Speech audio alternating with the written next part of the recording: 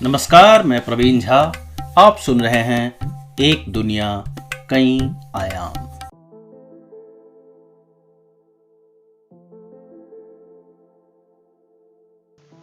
पिछले एपिसोड में मैंने बात की थी एक प्राचीन शहर पेट्रा की कहानी से यह उत्तर नहीं मिलता कि बुर्ज खलीफा या जेद्दा टावर जैसी गगनचुंबी इमारतों का शौक क्यों है। पेट्रा को एक अमेरिकी टिप्पणीकार प्राचीन काल का लास वेगास कहते हैं। रेगिस्तान के बीच बसा एक नगर जहां सभी सुविधाएं रही होंगी। लेकिन लास वेगास अमेरिका का मुख्य औद्योगिक या व्यापारिक केंद्र नहीं है। वहां तो जुआ और अय्याशी होती है, इसलिए इस उपमा से बात नहीं बनती। अगर ढूंढना ही है तो प्राचीन अरब का मैनहट्टन ढूंढना होगा। चूंकि अमेरिकी लोग उपमाएं देने में माहिर हैं, तो उन्होंने वाकई एक ऐसी उपमा भी दे रखी है। नदी किनारे बसा एक प्राचीन नगर जहां सदियों पहले ऊंची बहुमंजिली इमारतें थी, वह व्यापार और उद्योग का केंद्र भी था। मरुस्थल का मैनहट्टन ढूंढने के लिए पुनः अरब के भूगोल और अंतरराष्ट्रीय व्यापार पर लौटना होगा। जो मसाला मार्ग भारत से शुरू होता था, वह अरब किस रास्ते पहुंचता था। दक्षिण के मलाबार तट से जमीनी रास्ते से अरब पहुंचना बहुत कठिन था। उसके लिए उत्तर भारत की ओर बढ़कर पश्चिम के दुर्गम दर्रों को पार कर पूरा फारस लांघते हुए अरब पहुंचना पड़ता। इस तरह तो मसाला पहुंचना असंभव था। जैसा हम सब जानते हैं कि अरब और मलाबार के मध्य समुद्री मार्ग ही प्रचलित मसाला मार्ग रहा। यह मार्ग सीधे भारत को अरब से जोड़ता था, लेकिन यह मार्ग पेट्रा तक नहीं जाकर दक्षिण अरब और अफ्रीका के सींग जहां मिलते हैं उस जगह पहुंचता था। उस जगह से आगे पेट्रा या अन्य स्थानों का रास्ता ऊंट से तय करना था। दूसरी बात कि हमने लोहबान की चर्चा की, जिससे धूप, गुग्गुल जैसी चीजें बनती थी। वह भी पेट्रा या उत्तरी अरब के रेगिस्तान में मुमकिन नहीं था। वहां तो ये पेड़ ही नहीं थे। ये पेड़ दक्षिण अरब के एक खास प्रांत और उत्तरी अफ्रीका में ही थे। उस पेड़ का गोंद निकालकर उसे सुखाकर या धूप तैयार होती। इसलिए हमें दक्षिण अरब यानी आज के यमन चलना होगा। सच में जाने की योजना न बना ले। वर्षों से गृह युद्ध और सऊदी के मिसाइलों से जूझ रहे यमन इस वक्त पहुंचना खतरों से खाली नहीं। यमन के प्राचीन प्रांत सबा को लोक कथाओं में रानी शीबा से जोड़ा जाता रहा है, लेकिन ऐसी किसी रानी का पुरातात्विक प्रमाण नहीं मिल सका है। 50 के दशक से अमेरिकी जत्थों ने उस प्रांत में कई चरणों में खुदाई की। वहां कई तरह की मूर्तियां, शिलालेख और भवनों के अवशेष मिले। ऐसी संरचना मिली कि वह कभी एक सक्रिय व्यापारिक पोत रहा होगा। वहां की आस्थाओं के भी कुछ प्रमाण मिले। वह अलग अलग समय अलग अलग प्रतीकों के उपासक रहे। एक सांड की आकृति कई स्थानों पर मिली और वहां के गांवों की दीवारों में भी ये नजर आते हैं। खासकर एक बरान मंदिर प्रांगण आज भी मौजूद है, जहां 6 स्तंभ एक पंक्ति में लगे हैं। इस प्रांगण के बीच में एक बड़े जलपात्र या कुएं जैसी आकृति है और कयास लगते हैं कि सामने एक सांड जैसी आकृति थी, जिसके सिर्फ चिन्ह बचे हैं। भारतीय दृष्टि से कोई नंदी और शिव यानी सीबा की कल्पना भी कर सकता है, लेकिन वे चौकोर पंक्तिबद्ध सफेद खंभे किसी कोण से मेल नहीं खाते। इसे चंद्रमा के देवता अल मकाह का मंदिर माना जाता है। इस मंदिर से कुछ दूर एक अव्वाम मंदिर के अवशेष भी हैं। ऐसे प्रमाण मिलते हैं कि इस्लाम के आने से पूर्व ही वहां एक प्रकार का एकेश्वरवाद आ चुका था। शिवम नामक स्थान में 2री सदी के शिलालेख में एक ईश्वर की चर्चा है, लेकिन यह किस तरह का पंथ था यह स्पष्ट नहीं है। इस्लाम से पूर्व इस महत्वपूर्ण प्रांत पर कब्जे के लिए कई युद्ध भी हुए, जिनमें कुछ में आरंभिक क्रूसेड की भी छाप है। यहां ईसाइयों और यहूदियों की तकरार हो रही थी। 4वीं सदी में कॉन्स्टेंटिनोपल यानी कुस्तुनतुनिया द्वारा ईसाइयत का प्रसार जोर शोर से शुरू हो चुका था। बैजेंटाइन साम्राज्य के ईसाई पश्चिम एशिया और उत्तरी अफ्रीका में पसरने लगे थे। छठी सदी में यमन में एक यहूदी राजा हुआ जिसने ईसाई व्यापारियों का नरसंहार कर दिया। इसका बदला लेने के लिए अक्सम यानी इथोपिया के ईसाई राजा ने आक्रमण कर दिया और यहूदी राजा के साथ साथ अन्य यहूदियों का नरसंहार कर दिया। इस युद्ध के बाद एक नई राजधानी बनी सना, जहां विवरणों के अनुसार एक गिरजाघर बनाया गया। उसी दौरान शिवम शहर में बलुआ मिट्टी के बहुमंजिले इमारत बने जो 7-8 मंजिल ऊंचे थे। कमाल की बात है कि वे आज तक मौजूद हैं और उनमें लोग रह रहे हैं। भले यह मैनहट्टन मिट्टी का है, मगर 1000 वर्षों से अधिक तक टिका हुआ है। मैं यह कहानी काफी तेज कह गया, लेकिन जब उपमाओं की गति लास वेगास और न्यूयॉर्क की हो तो मैं कहां ऊंट की गति से कहानी कहता। जब रेगिस्तानी वीराने में वापस लौटूंगा तो कदम धीमी कर लूंगा। मुझे लगा कि अब जल्दी से इस्लाम अरब में प्रवेश कर कहानी आगे बढ़ानी होगी। इस सबा प्रांत में एक मरीब बांध हुआ करता था जो एक सैलाब सैल अल अरीम में टूट गया। रेगिस्तान में सैलाब कभी आते हैं, लेकिन जब आते हैं तो सदियों तक उसकी छाप दिखती है, स्मृतियों में दर्ज हो जाती है, रूपक बन जाती है और कई बार तो समाज का कायाकल्प कर देती है। इस्लाम को मानने वाले इस सैलाब को किस तरह याद करते हैं या तो वही बता पाएंगे। कभी यमन पूरे अरब का सबसे समृद्ध इलाका हुआ करता था और आज यह सबसे गरीब हिस्सा है। यहाँ की मिट्टी का मैनहट्टन हजारों वर्षों से कायम है।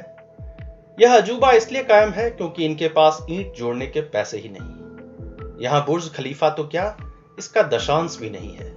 सबसे ऊंची इमारत जो यमन में है वह महज 20 मंजिल की है। 80% जनसंख्या विश्व बैंक आदि के चंदों पर आश्रित है। इसके एक पड़ोसी सऊदी अरब की प्रति व्यक्ति आय यमन से 40 गुना अधिक है और दूसरे पड़ोसी ओमन की लगभग 25 गुना अधिक है। यहां तक कि तीसरे अति गरीब पड़ोसी इथोपिया से भी प्रति व्यक्ति आय कुछ कम ही है। रानी शीबा की यह कथित राजधानी तो फटेहाल कंगाल हो गई। मैं 4वीं सदी में सबा यानी यमन के यशस्वी राजा शम्मार की पदवी एक शिलालेख से अनुदित पढ़ रहा था। लिखा है, सबा धुरायदान हद्रामौत और यमनात के राजा। इसमें कहीं अरब का जिक्र ही नहीं। संभवतः आज का सऊदी अरब क्षेत्र उस समय जिक्र के लायक था भी नहीं। सना से उत्तर की तरफ ऊंट वहां से गुजरकर बैजेंटाइन इलाकों तक जाते थे और इस मध्य कई घुमंतु कबीले, कई बस्तियां आती थी, लेकिन उनका महत्व बहुत अधिक नहीं था। किसी शिलालेख या संस्मरण में उनकी खास चर्चा नहीं है। संभव है कि वर्तमान मक्का व्यापारिक मार्ग पर एक सक्रिय स्थान रहा होगा, क्योंकि इसकी जो लोकेशन है बिल्कुल मुफीद है। यह पेट्रा और सना के रास्ते में बिल्कुल केंद्र में है, लेकिन इसे दुनिया के एक मजहबी केंद्र बनने में वक्त था। अरब ने यमन को गरीब बना दिया या उनकी प्राचीनता पर अपनी श्रेष्ठता थोप दी, इन बातों का अब कोई मतलब नहीं। इतिहास में ऐसी चीजें होती रहती हैं। यमन के पास लोहबान के पेड़ थे जिनकी उस समय कीमत रही होगी। आज तेल की कीमत है जो यमन के पास कम है। ऊपर से गृह युद्ध हैं जो खत्म ही नहीं हो रहे। यह तो नियम ही है, सर्वाइवल ऑफ फिटेस्ट। अब इसमें जुड़ता जा रहा है सर्वाइवल ऑफ रिचेस्ट। वर्तमान सऊदी अरब ने इस्लाम से पहले ही धीरे धीरे अपनी जमीन बनानी शुरू कर दी थी। उन्होंने एक ऐसा इकोसिस्टम तैयार किया जहां यह न सिर्फ संभव हो बल्कि उसका असीमित विस्तार भी हो। चूंकि उनके जीवन में यूं भी सीमित संसाधन थे, वे रेगिस्तान के टीलों और निचले हिस्सों में रहते थे। उनकी मौसम और आसमान का रंग पढ़ने की काबिलियत बेहतर थी। वे मीलों दूर एक सूक्ष्म छाया को देखकर उसकी चाल ढाल का अंदाजा लगा लेते थे। रेत के भंवर, जिसको क्विक सैंड बोलते हैं, उसको भांप लेते थे। मीलों के वीराने में एक शमी के पेड़ की छांव, एक पानी का स्रोत न जाने कैसे ढूंढ लेते थे। वहीं यमन 6ठी सदी तक एक बीती दास्तान बनता जा रहा था। उसका वैभव खत्म हो रहा था। न सिर्फ आर्थिक बल्कि सांस्कृतिक भी। सबसे जरूरी कड़ी जिसने इस्लाम के विस्तार को पंख दे दिए वह थी अरबी लिपि।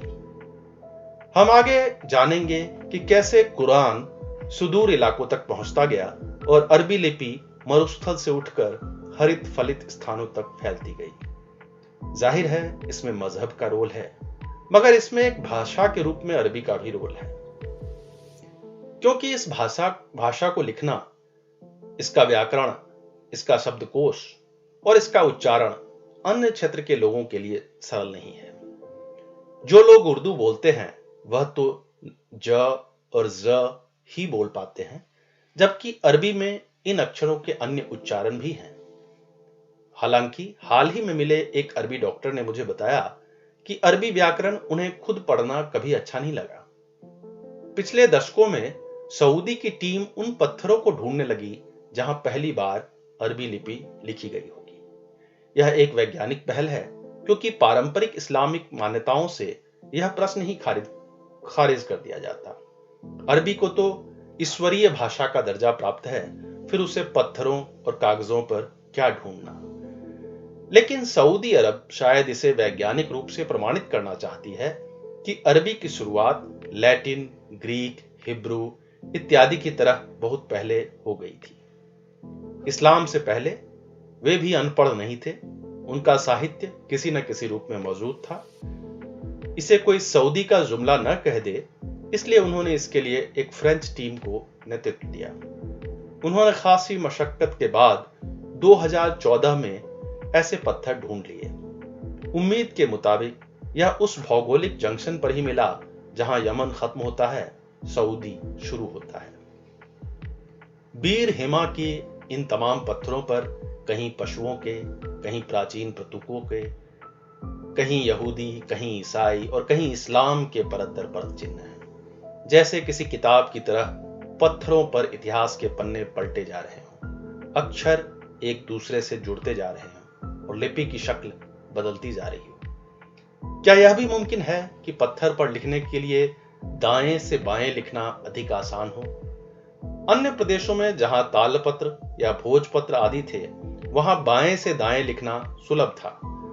जहां बांस की डंडी पर लिखा जाता, जैसे चीन, वहां ऊपर से नीचे लिखना सुलभ था। लेकिन जहां पत्थर पर लिखना होता, वहां तो बाएं हाथ में छेनी और दाएं हाथ में हथौड़ा होता, तो यह अधिक आसान हो सकता था कि दाएं से बाएं लिखा जाए। नबातियन, अरामिक, हिब्रू, अरबी सभी इसी रीति से लिखे जाते रहे। मुझे एक भाषाविद ने समझाया कि यह कहना गलत है कि कोई उल्टी तरफ से लिखता है। सीधा और उल्टा तो इस पर निर्भर है कि हम दुनिया को देख कैसे रहे हैं। फारस और अरब।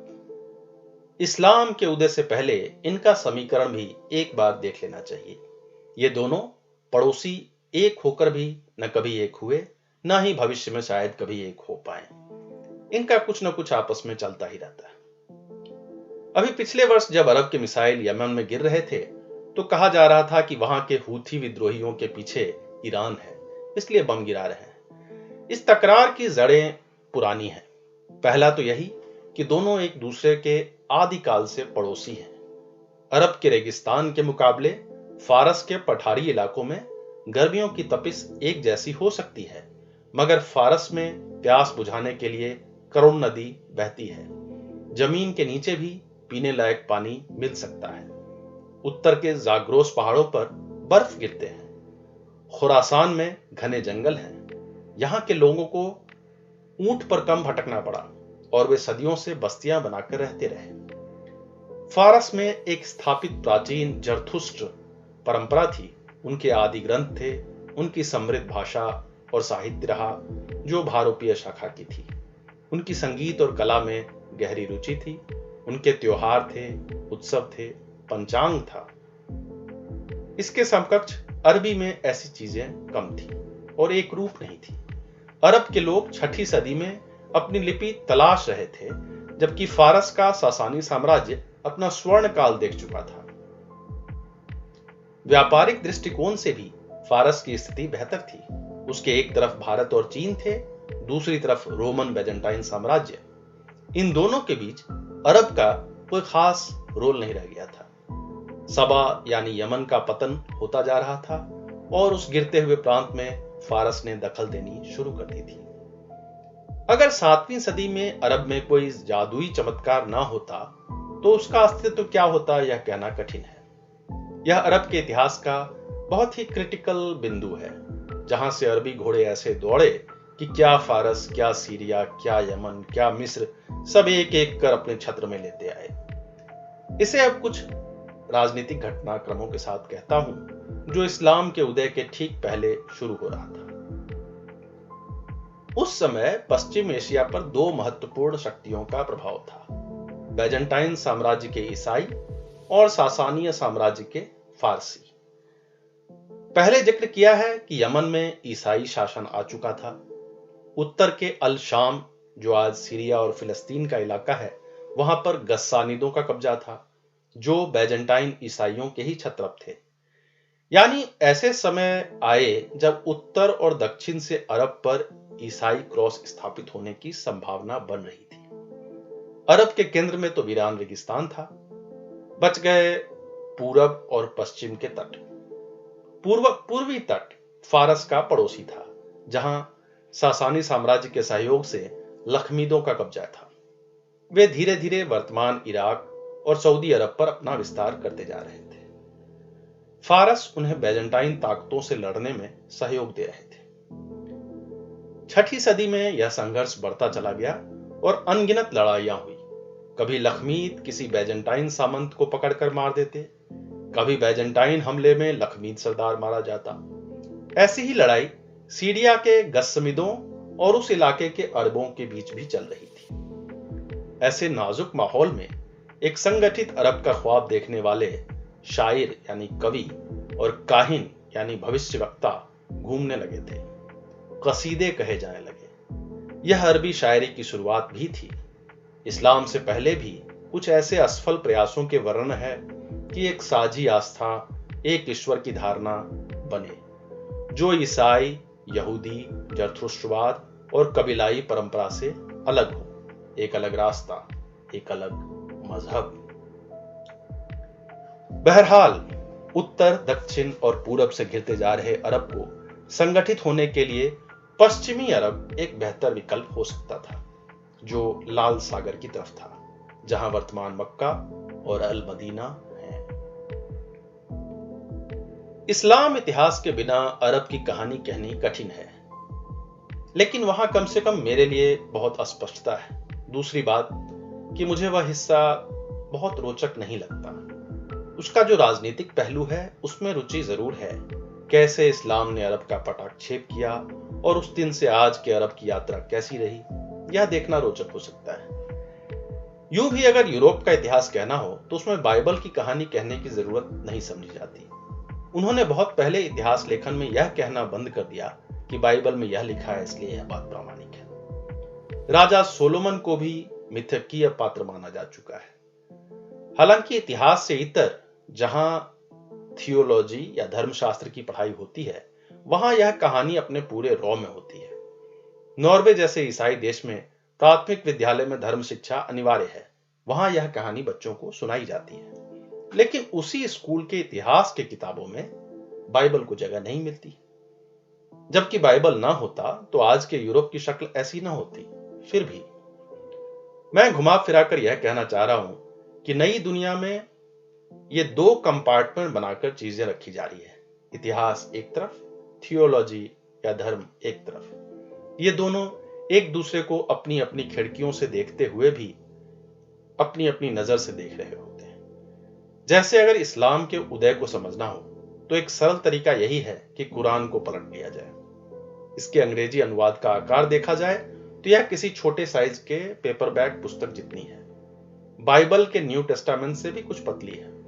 कई लोग तो बड़े आराम से कुर्ते की जेब में कुरान डालकर चलते हैं, हाथ में लेकर चलने की जरूरत भी नहीं। कहीं न कहीं यह आकार भी इसके तेज प्रसार की कुंजी रही। इसी किताब को इतिहास के डब्बे में बैठा आदमी अगर देखे तो 3 प्रश्न रख सकता है। यह कब लिखी गई, यह किसने लिखी, और क्या वह पहली प्रति कहीं उपलब्ध है। इन तीनों प्रश्नों के उत्तर उन्हें ढूंढने की जरूरत नहीं जो इस पर आस्था रखते हैं अथवा जो इसे थियोलॉजिकल तरीके से देखते हैं। उनके लिए इसका महत्व भिन्न है, इससे जुड़े प्रश्न भी भिन्न हैं। यह प्रश्न तो उनके लिए है जो इसे एक ऐतिहासिक डॉक्यूमेंट समझकर देख रहे हैं। पिछले दशक में ऑक्सफोर्ड विश्वविद्यालय में बैठे कुछ वैज्ञानिकों को लगा कि इस पर रिसर्च किया जाए। बर्मिंघम में कुरान की एक प्राचीन प्रति के 2 पन्ने रखे थे। यह 2 पन्ने वहां कब और कैसे आए, यह बात आगे स्पष्ट हो जाएगी जब कहानी में नेपोलियन, ब्रिटिश इत्यादि आएंगे। यूं भी लंदन में दुनिया की ऐसी तमाम चीजें मिल जाएंगी जो उन्होंने इकट्ठे किए या यूं कहिए चुराए। इसमें चर्म पत्र पर उकेरे गए हिजाजी लिपि में लिखे कुरान के शूरा यानी अध्याय 18 से 20 थे। इसकी स्याही अब तक सूखी नहीं थी। अब तो खैर ऐसे ऐसे संग्रहालय बन गए हैं कि पुरानी चीजें संरक्षित करना अपने आप में एक फील्ड है। इस चर्म पत्र की रेडियो कार्बन डेटिंग की गई। आधुनिक प्रयोगशाला में इसकी सटीकता 95.4% बताई गई, यानी लगभग वह वैज्ञानिक रूप से पक्की होगी। 2015 में शोध पूरा हुआ। जो निष्कर्ष थे वह चौंकाने वाले थे। यह कुरान जो बर्मिंघम संग्रहालय में रखी है उसका कालखंड है 548 से 645 ईस्वी के मध्य। यह कालखंड इस्लाम के अरब में उदय से पूरी तरह मेल खाता है। हालांकि वे यह दावा नहीं करते कि उनकी यह प्रति सबसे पुरानी है। ऐसे दावे पेरिस, सना, रूस, उज्बेकिस्तान इत्यादि भी करते रहे हैं कि उनकी जो कुरान की प्रति है वह सबसे पुरानी है। लेकिन किसी भी तर्क से यह उन पहली प्रतियों में से एक हो सकती है जिससे इस्लाम की शुरुआत हुई।